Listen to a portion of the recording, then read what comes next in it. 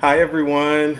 Thank you for joining another episode of the Grits Co. We're in a bit of a different format. We're in our Hollywood squares today, but we are so excited, elated even, to have such a special guest with us today. Of course, I'm Julian. We have Earl and Tadian, and we also have Dr. E. Patrick Johnson joining us for this episode. So, everyone, a round of applause. E. Patrick Johnson is the Dean of the School of Communication and Edinburgh University Professor of Performance Studies and African American Studies at Northwestern University. And he is a 2020 inductee into the American Academy of Arts and Sciences.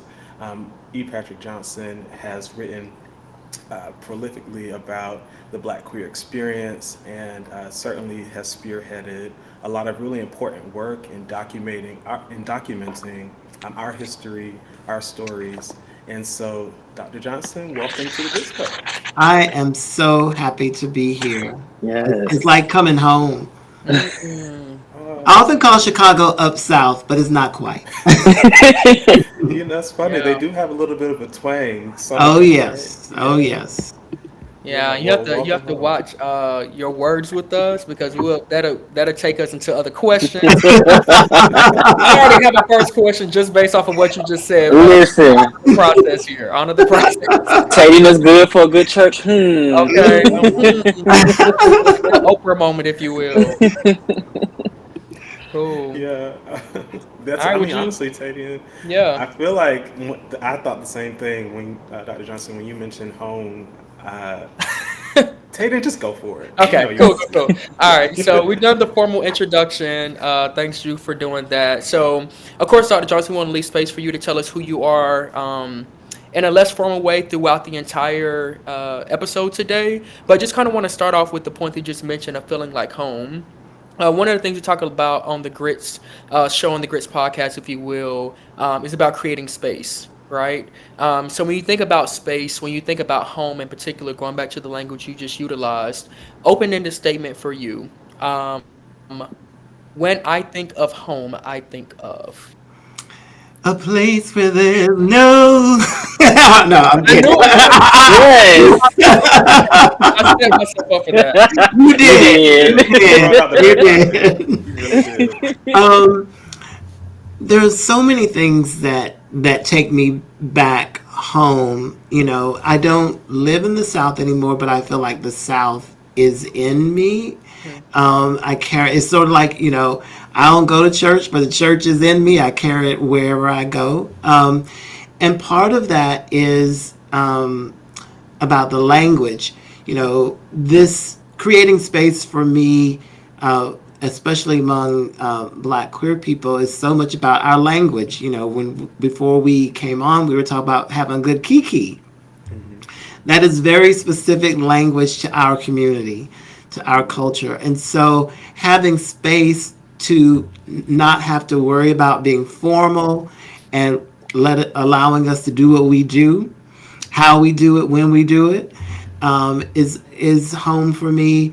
I love to cook, and I can click some pots, and so for me, really good food takes me back home. Mhm. To mama's kitchen, grandmama's kitchen, um, and also.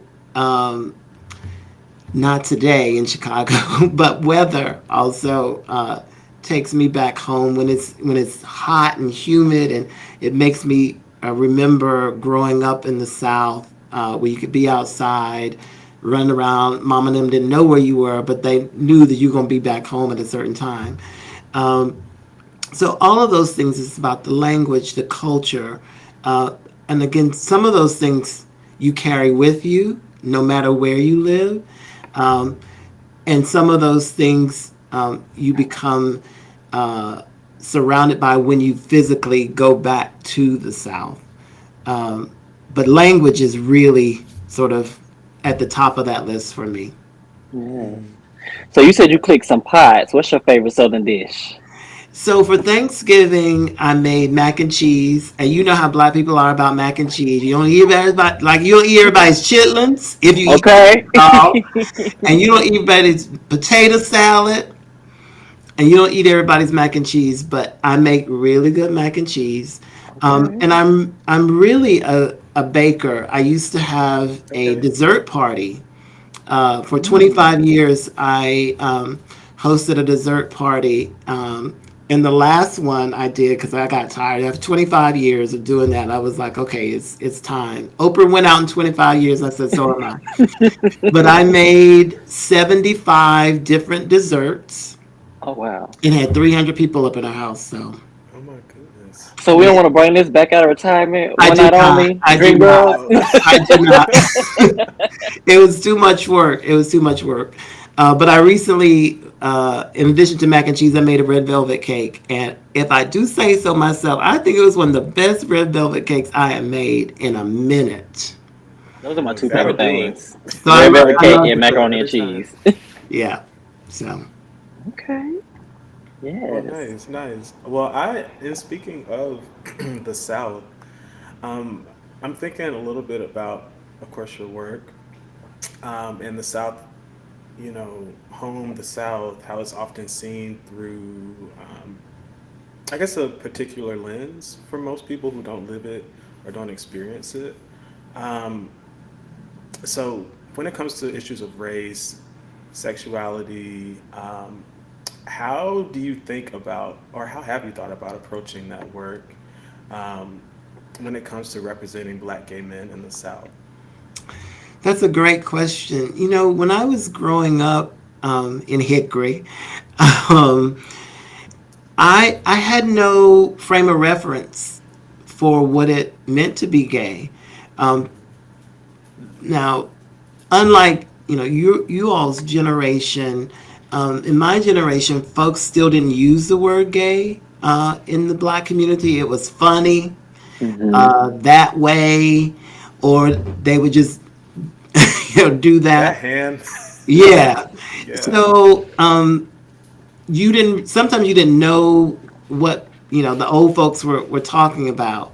Um, And one of the impetuses for me doing Sweet Tea was I was in DC, as a matter of fact, at a picnic held by this group, Us Helping Us Incorporated, which was started by Ron Simmons. God rest his soul. He passed away a few years ago, but he was a HIV/AIDS activist.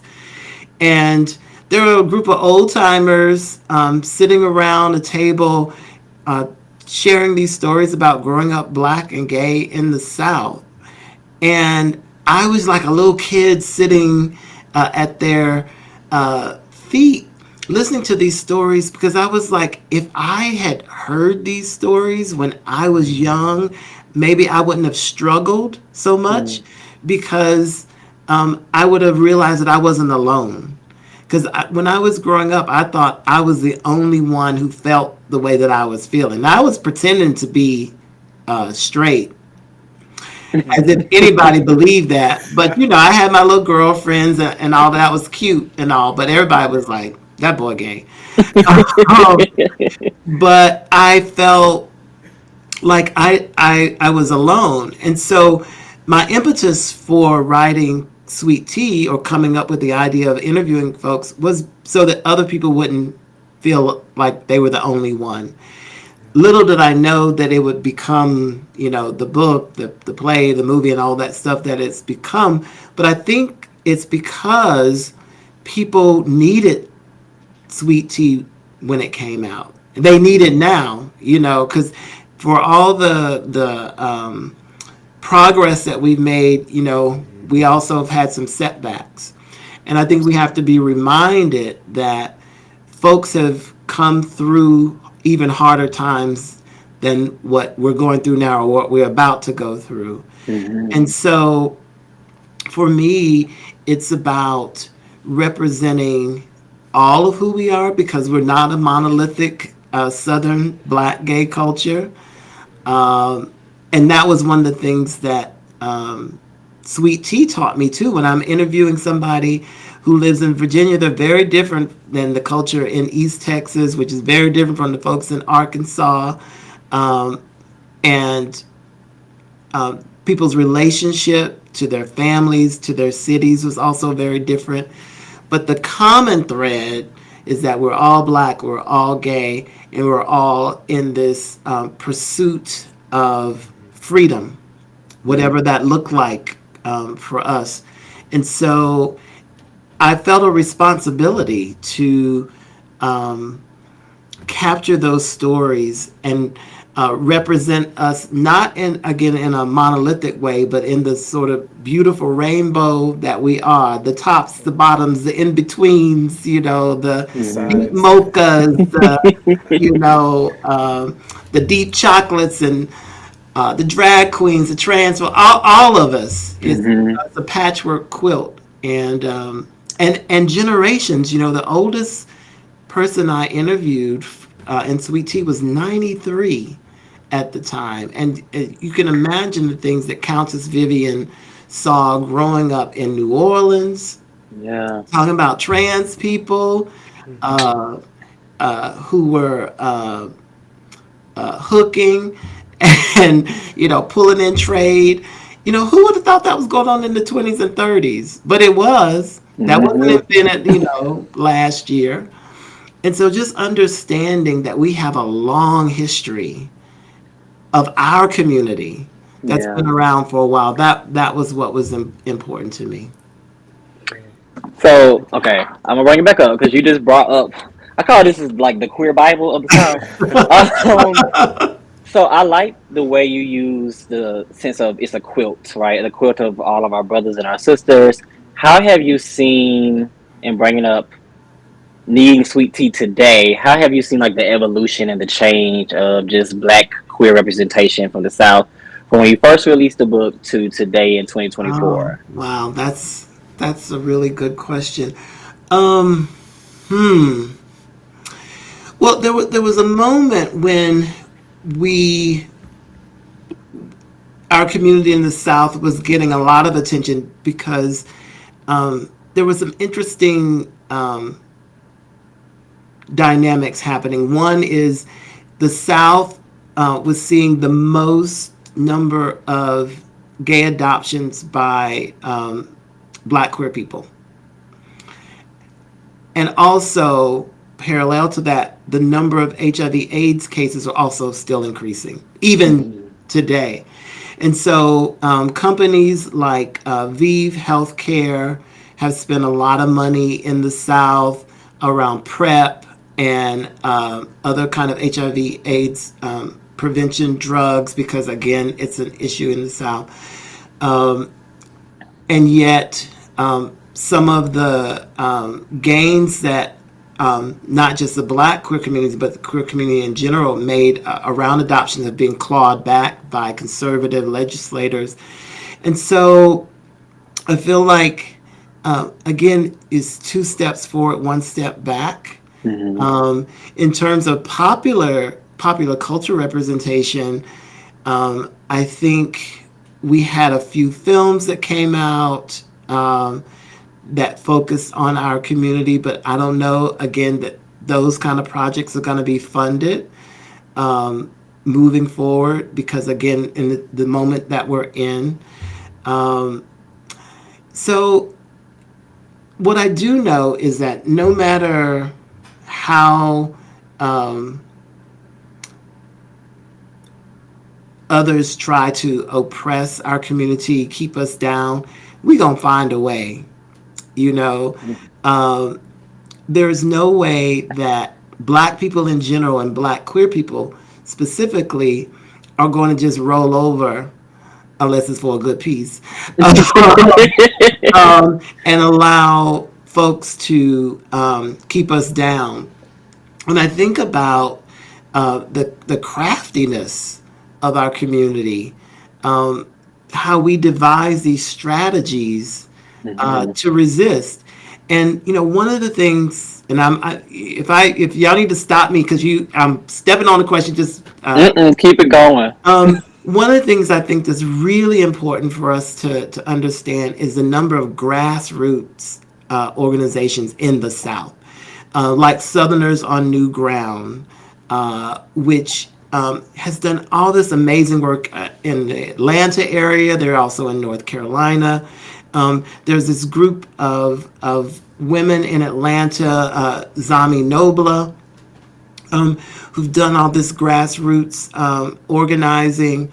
And so the work is being done. It may be being done quietly, um, but it's the work of some of these grassroots organizations is the reason why we're able to enjoy some of the things that we're able to enjoy now, because they're out there working in our communities. Because as you all know, especially from your aunties and your grandmamas, they they many of them may be homophobic, but they're not going to kick you out of the house.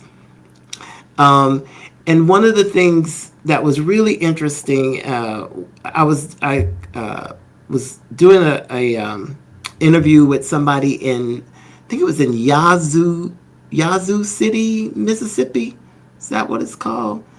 Um, Somewhere down in Mississippi. It was in the deep south, and this was a gal, a very effeminate gay man, and this is a small town, and I was struck by how nobody really bothered him. There was, he was like doing his thing, and I asked him about that. I said, you are very much yourself. That was a euphemism saying you a gal. But I was like, but people don't bat an eye or anything. And he said, this is off the record, right? And I said, sure. And he said, my mama told me a long time ago, baby, if you're gonna suck a dick, suck a dick. I don't care as long as you're gonna bring home a check. Mm. And I got to think, it's a funny line, but I got to thinking more seriously about that. And what his mother was saying is, no matter what you do in your personal life, I'm more focused on how you're supporting this family. Mm. And I think that how Black people talk about sexuality, how they talk about gender, is always going to be nuanced relative to how we talk about class. Mm. So when we now, I know this is not the case everywhere, but none of the people that I talked to for Sweet Tea have been kicked out of their house for being gay. They might have been cussed out. They might have been experienced homophobia in some other way, but they were never kicked out. That was not the case. That has been the case with a lot of white folks that I have talked to. So Mhm. there's something about Black communities that, and there's a critique here too, but just let me make the point. There's something about the Black community that tolerates, and I'm using that word specifically, that Mhm. tolerates homosexuality because it's our race binds us and our class binds us in ways that are, I think, more important than our sexual expression. Now, the critique: we need to move from tolerance, because I don't need. We tolerate small children. I Okay. want you. I want you to accept me unconditionally. Mhm. So we need to get to that place. Um, but I don't think we talk enough about the nuances of being Black and gay in the South. Um, I think most people just paint the South, and the Black South in particular, with one brush, and it's way more complicated than that. Black people ain't more homophobic than anybody else. It's a different kind of homophobia, but it's Mhm. not more homophobic than other places. So it's always fascinating to me when I come home to see how things have changed and how they've stayed the same since I started doing these interviews. Because I started conducting the interviews of Sweet Tea 20 years ago. And around that time, the big thing in the gay community was gay marriage. Mm. And the black folks that I was talking to, they weren't talking about gay marriage. It was like, that's for white gay men. I'm not interested in all of that. I want to know how I'm going to make ends meet. I'm more interested in job discrimination. I'm more Hmm. interested in employment laws. I'm not gay marriage. Survival. Exactly. Yeah. Um, I don't know that that would be the same today. I don't know. Yeah, Hmm. and what I think about, and you've mentioned it a few times, is that tension within the Black community. How do we address? How do we, the Black community at large, of course, um, come to accept that queer people exist, are human, and should have all of the things that are afforded to any other community: love, respect, work, a thriving career, all those things. Um, but I think all of that will only come when we have people like you, uh, like so many others. Those grassroots organizations that you talked about. I want to shout out Rain and Charlotte Black Pride here. Um, Hmm. because we have you and others documenting our existence, our experience, right? So I think we will get there, but it takes people like you to put it, pen to paper, right?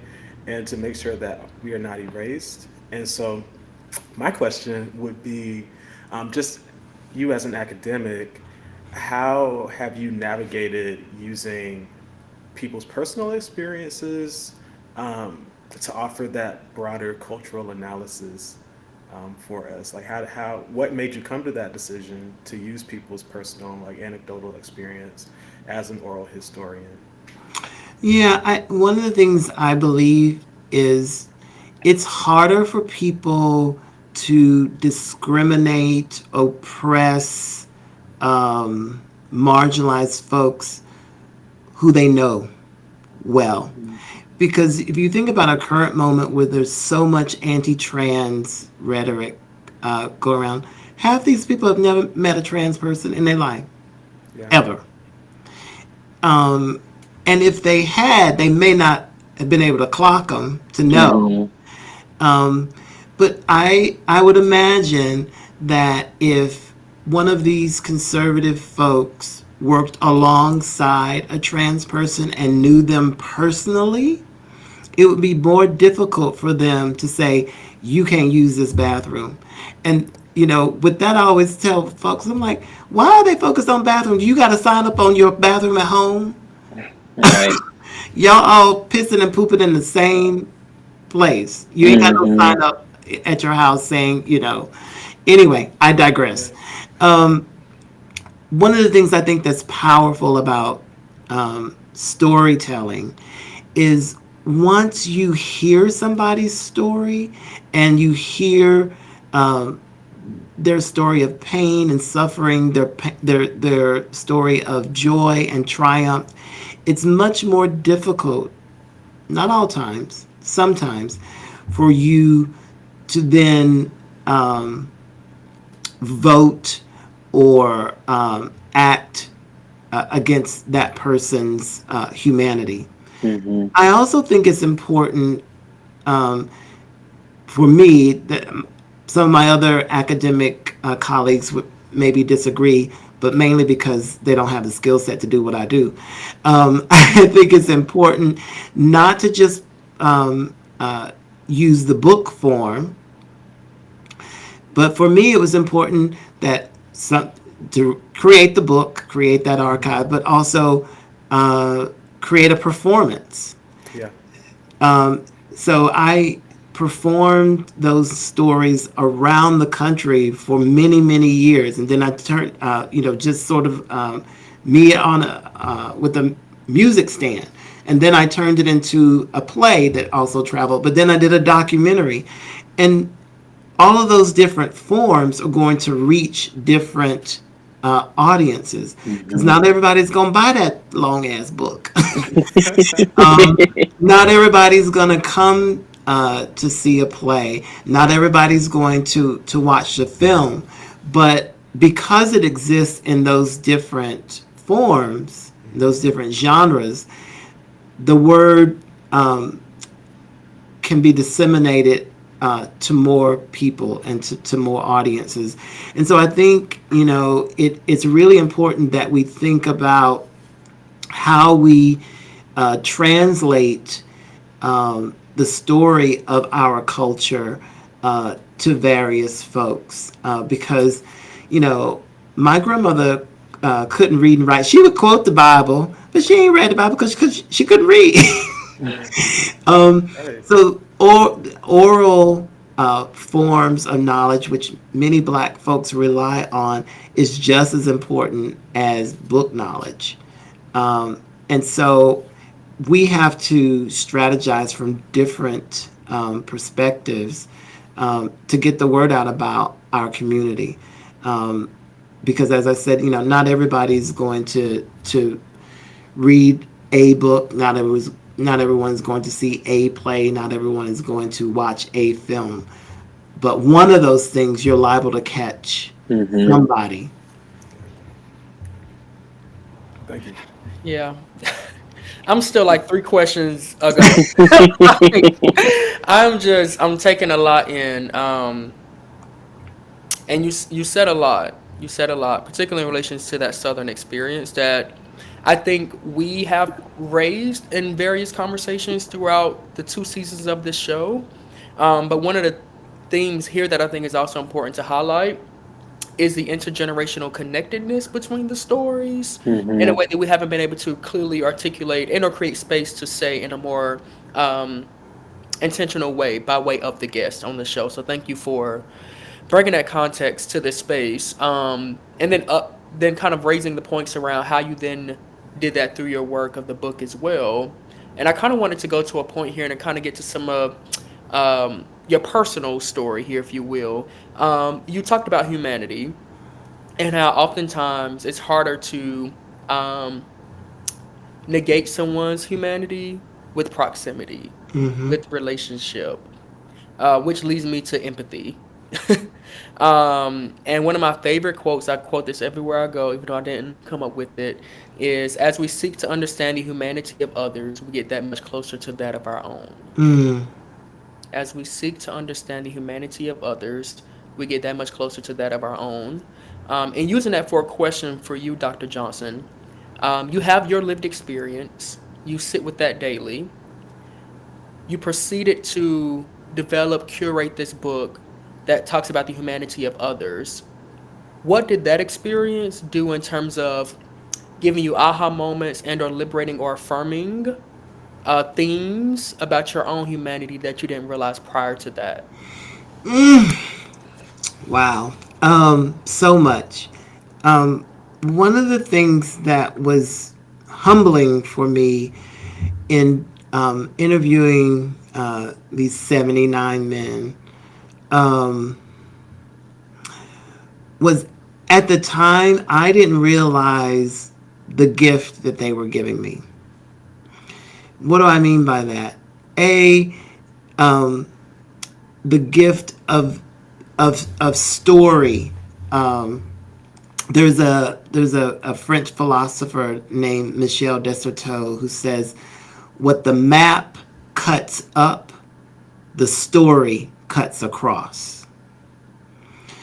What the map cuts up, the story cuts across." And for me, no matter if I was in Tennessee or Arkansas or North Carolina, whatever, very distinct cultures, but the story that cut across was that, we as black gay men have been here, gonna be here, and our stories matter.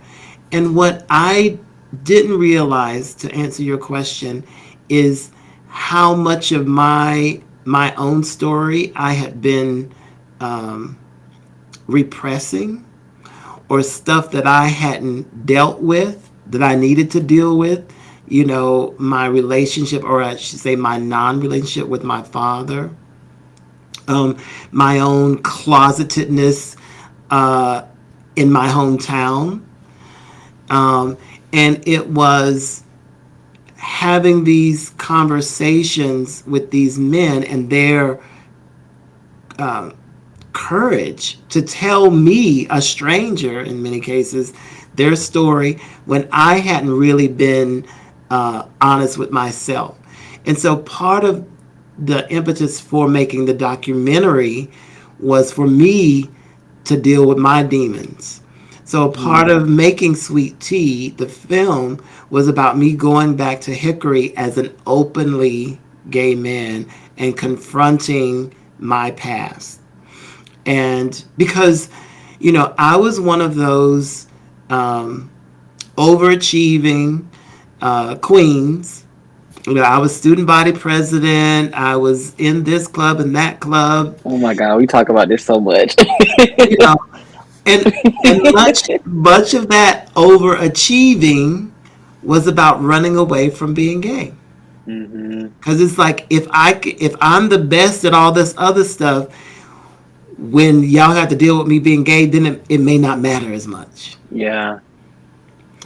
And so listening to these stories from these men who were, coming from nothing, but who were so self-possessed and who were like, like that man in Mississippi. He's like, hey, this is who I am.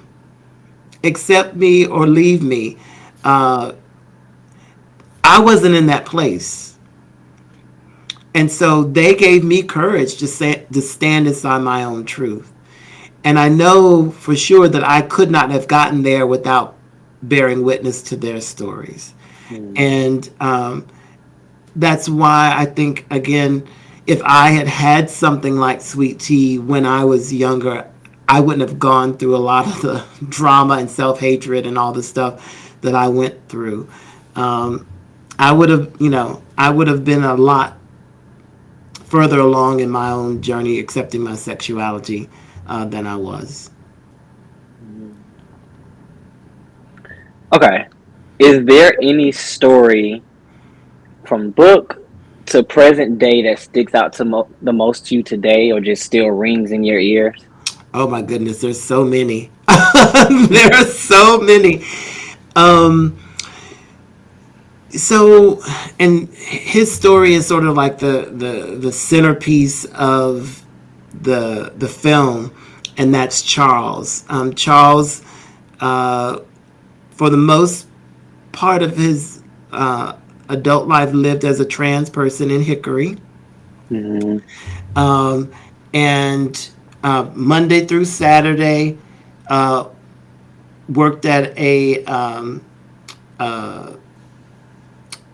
hairstyling place and went by Chaz in full face and drag. And then on Sunday, what presented as a male to sing in the choir. And Charles's story is just so complicated and so nuanced and just so many things. That is his story is the one that, and I can't watch that moment in the film near the end without becoming emotional because I just relived that moment over and over again because he realizes in that moment how much his life means, like his own self worth, and how his journey is going to um, impact so many other folks who are struggling with their gender identity in particular. So Charles's story is one that really is a powerful story and sticks out. The other story, which is it's a lot more humorous, and he's the oldest living man for Sweet Tea today, Freddie Styles. He's a painter. Um, Freddie, as a young gay person, was slicing and dicing people. He would carry a blade in his pocket, and when somebody messed with him, it was like slicing and dicing. And he's such a great storyteller. He had so many over the top stories about, picking up trade, about going to church to find a man. uh, just hilarious stories. And he's still alive, and we're still in touch. I flew down to Atlanta in May uh, to take him to dinner for his 80th birthday. Mm. And he's still painting. His paintings are worth like a lot of money now. I had the good fortune of getting two of them because I tried to get him to commission. I tried to commission him to make me one, and he wouldn't. So I finally got some on my own. But then he sent me just a few weeks ago. It was about the size of a good postcard. Now I'm not gonna throw shade because now I have an original Freddie Styles. But I'm like, really, Freddie? Really? On his I'm gonna terms. send him a Right. handwritten note. Right. Um, but one of the reasons why Freddie's story um, is so powerful to me because it shows, it reflects what we were talking about earlier, how resilient we are. He's very, even now, very diminutive man, really small frame, but you weren't gonna mess with Freddie because he'll cut you. And so that is so far from who I was a child. I was very meek and mild, whatever, got bullied, whatever. I wasn't cutting nobody, but Freddie was like, don't come for me. Um, so you have, the Freddie stories, the Charles stories, and then, oh my goodness, the sex stories. Woo! Woo! Clutching my pearl. There was, I think he still lives in Charlotte, and I performed one of his stories. Um, Larry. Larry was having sex on the golf course. He was having sex in cars. He was having sex with men with really big pieces that he couldn't go down on. And yeah, pulling That was trade vivid. in and A out lot of, going on. right, pulling trade in and out of his dorm room. And yeah, so those stories are fun too. Listen, we all gotta have a Larry in our lives. Keeps things exciting. It does. It does. It does. I love Um, that. Question: like when you talk about all of your work, right? And we know your work is not exclusive to just the sweet tea and all the elements of that in particular. But when you think about the theme and the purpose of your life's work, what is all of this for? What is all of this about? And at the end of all of that work, the culmination of all of that, you want the theme or the takeaway to be what for people and humanity?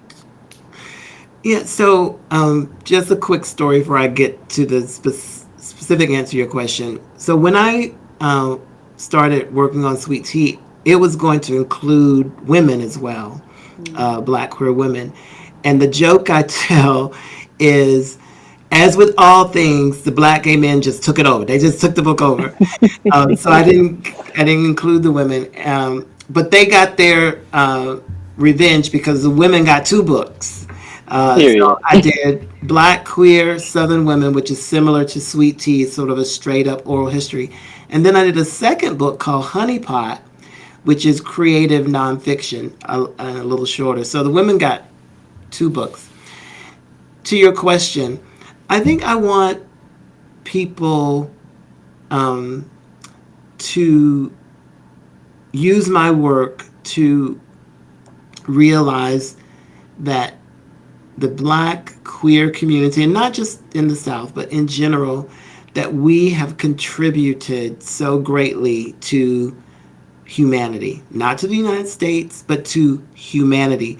There is not one area of our lives which our community, has not contributed to, from sports to music to writing to all parts of culture to religion. And so, what I hope is that my oral histories, that my more traditional academic work, because I started writing about our community in an academic way when I was in graduate school. My first published article was on the SNAP, All right. um, Okay. that people don't even do anymore. I don't think. But in the 80s and 90s, people were snapping. Snapping Um, for the kids. so I want all that to be a part of the archive, so that folks will know that we've been here, we are here, and we're going to be here in the future. And that in whatever way my work has helped preserve all of what we have contributed to humanity. And I also want it to be a place, I want the work that I've done to be a reminder of us of what we've done. Because Hmm. sometimes we need to be reminded, no, we've done some things. Yeah. And I think that's really important. As I think about this year being the 100th birthday of James Baldwin, and there have been all these celebrations about him this year. I mean, what an incredible person, what an incredible archive for all of what he did for Black people and for all of us. So I really want my work to be that as well, to be this archive that we can go to celebrate our heartbreak Hmm. and our joy. Yes. Yeah. That's beautiful. Taylor, I feel like you have another question on you. No, I have our wrap up question, so I want to leave space for you, Earl or Drew, if y'all have any additional ones that you all had. Yeah. I'm curious, Dr. Johnson, about I guess similar to Tadian, just about your work. Um, I kind of want to leave some breadcrumbs for our viewers. So I guess my question is for you, whether that was the oh snap in grad school or more modernly, who are some of your influences when it comes to queer art? I'll just queer art, queer thought, and yeah, just school the kids a little bit on who they should maybe research after they watch this episode. Well, if folks have not read anything by James Baldwin, and you can start with the novels. Go Tell It on the Mountain was the first novel that I read by James Baldwin. And there is one scene in that novel where I don't smoke, but I needed a cigarette because I'm like, this wrestling scene between John and Elisha, that's some hot sex. I mean, they Ooh. wrestling in the church, but the way he describes them wrestling, I'm like, they having sex. They getting it in. Um, so James Baldwin definitely is someone that folks should read. Also, it was my Bible when I was in college, and that's this anthology called Brother to Brother. And Mm. it is edited by Essex Hemphill. So Essex Hemphill and a whole group of Black gay men in the Mhm. 80s, they were producing so much work, and so many anthologies came out. But Brother to Brother was, oh my God. I still have my original copy. That's been dog-eared. There's sticky pages. Yeah. Um, it was just, yeah. Folks need to go back and read that. Any poetry by Asato Saint, they need to get. And Asato Saint edited a book called Other Countries. It's poetry, Black gay poetry. Um, Go see any film that was done by oh my goodness, why am I blanking on his name? He and Essex were really good friends. He did Black Is Black Ain't. He did Tongues Untied.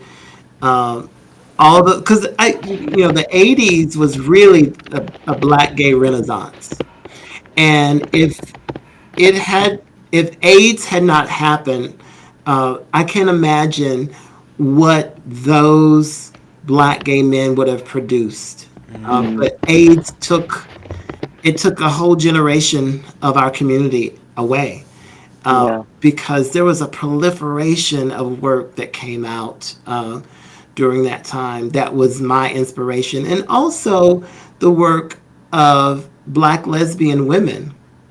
Cheryl Clark is an OG black lesbian poet who's still alive and kicking. I chat with her all the time.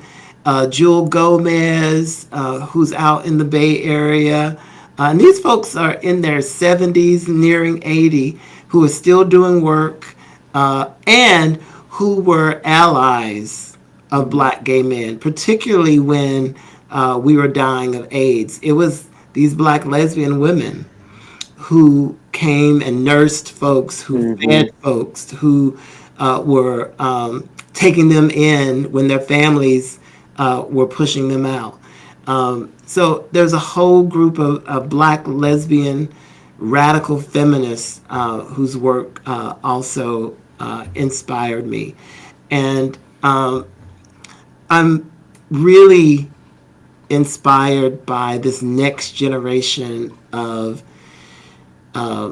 black queer theorists and writers. Alexis Pauline Gumbs is just amazing. She is just doing her thing.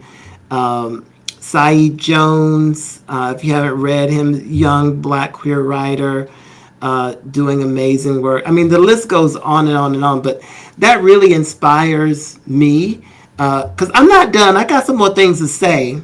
All right. Um, just being a dean keeps me from doing all the work that I want to do. But I got some more things to say. I'm going to do a memoir, I think. Yes. Um, so I have that to do, and I'm still performing. I mostly singing. Um, so I'm still trying to do things here and there. I get hemmed up because of this administrative position, but I'm still out in these streets. Hmm. Which the singing, I always love like all the stuff that's available online. It just brings me back kind of to our first question about home.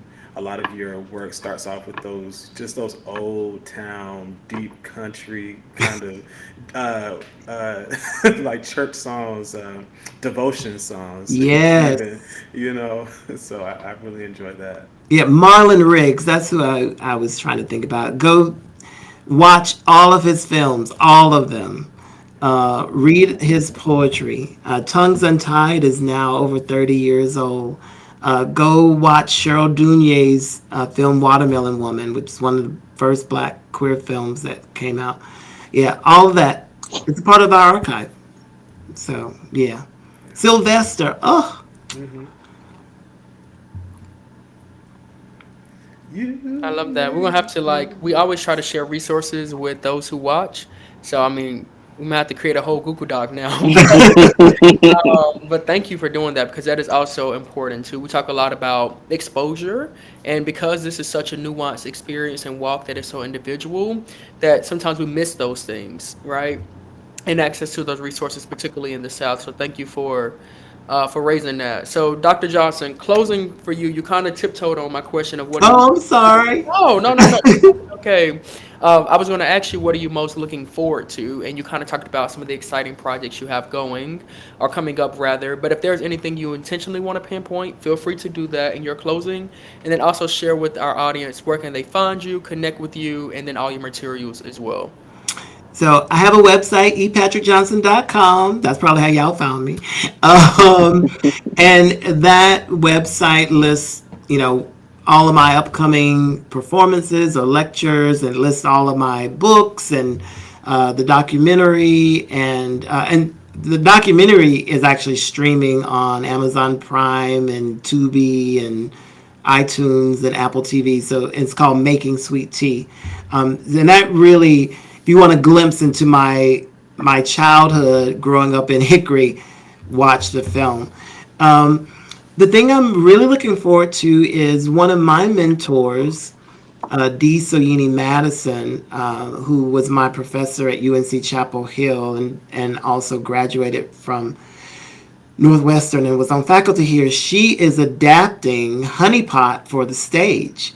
And it's going to premiere here in Chicago at Fleetwood Jourdain Theater Company in May of this year, of 2025. Um, so I'm really looking forward to that. I'm also looking forward to in April 4th through the 6th, and y'all close enough that y'all can come. Uh, we're celebrating the 25th anniversary of the Black Queer Studies Conference that I convened in 2000. It's going to be at University of North Carolina at Chapel Hill, a whole week long, I'm sorry, a weekend long event, multiple generations, and it's not going to be a dry conference. We intentionally didn't want people like giving papers, so it's going to be intergenerational conversations. All the panels are intergenerational conversations about gays in the media, about public policy and the law, about literature, and so on and so forth. And it's going to be amazing. I encourage people to come. I'm going to be there. One of the highlights of that conference, too, is the show that I created in the 90s called Strange Fruit, in which I performed at that conference. Somebody else is going to be performing an excerpt from it. So that's going to be really interesting watching somebody play me in my play. So I encourage people to come out. That's April 4th through the 6th at the University of North Carolina at Chapel Hill. If you Google it, there's a website and all that stuff. So those are two big things that I'm really looking forward to. And in general, I'm just looking forward to all the fabulousness we're going to create despite this new administration, this new old administration, the orange one. And so I know that we are going to continue to kiki. We're going to continue to beat our faces. We're going to continue to clap back. We're going to continue to do all the things that we've always been doing and have done in the midst of adversity, because that is who we are and that's what we do, and we will continue to do what we do. And that's why it's so important for you all to have this venue to spread the word about and to celebrate our community. So I thank you all for doing this work. It's so important that you're doing this in this space, because you're reaching audiences that my generation couldn't reach, didn't reach. And so thank you. Thank you for having me on, and thank you for doing this. Cool. Thank you. We appreciate that. And again, as always, Yes. everyone, we'll link all of those links below to the website and all the things to come. As always, thank you all for tuning in. Do not forget to like, comment, subscribe, and share. And as always, sending you love, light, and even more hope. Oh, that was cute. I like that.